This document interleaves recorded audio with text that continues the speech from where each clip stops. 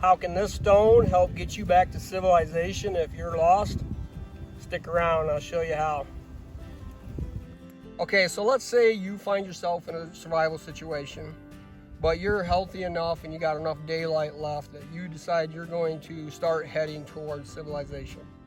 Let's say you know you have a road to the west of you, and you decide you're going to start moving west towards that road. The best thing you can do is leave an indicator behind of your direction of travel. And I'm going to show you several different ways that you can do that. Okay, so one method you can do is pretty easy, pretty quick.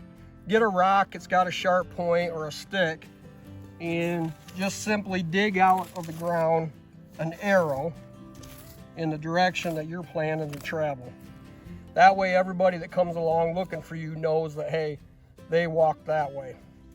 So another good method would be to get 3 sticks and simply make an arrow with the sticks pointed in the direction of travel.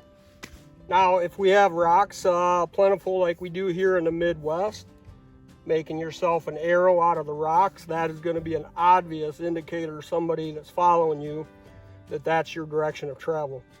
This is not something you would see typically in nature.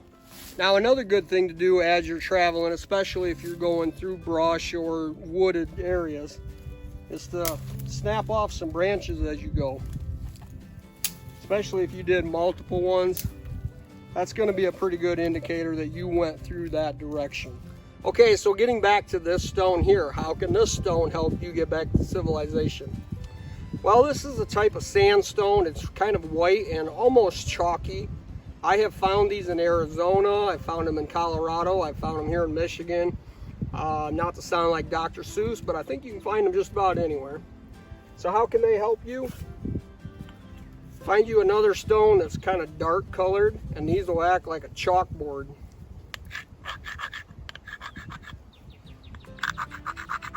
Now, these are not very big, but you could carry a couple of these with you and leave them as you go.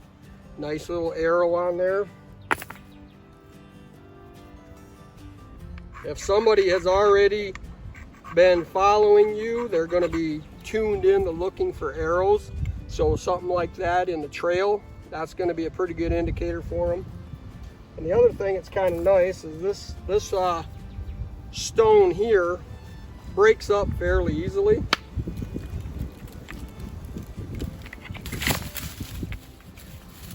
So you could carry 2 or 3 of these with you and leave them along the trail. And like I said, anybody that's already following you, if they see an arrow, they're going to know that's from you. You could also leave them on large rocks that you find along the way. That's a pretty good indicator that that's the direction you're traveling. I call these chalk stones. I have no idea what they're really called, but you can see why I call them that. Hope you appreciate this. I hope you don't ever find yourself in that situation, but if you do, I hope you remember these tips and it helps get you back to civilization. Thanks for hanging out with Odell Outdoors. See ya.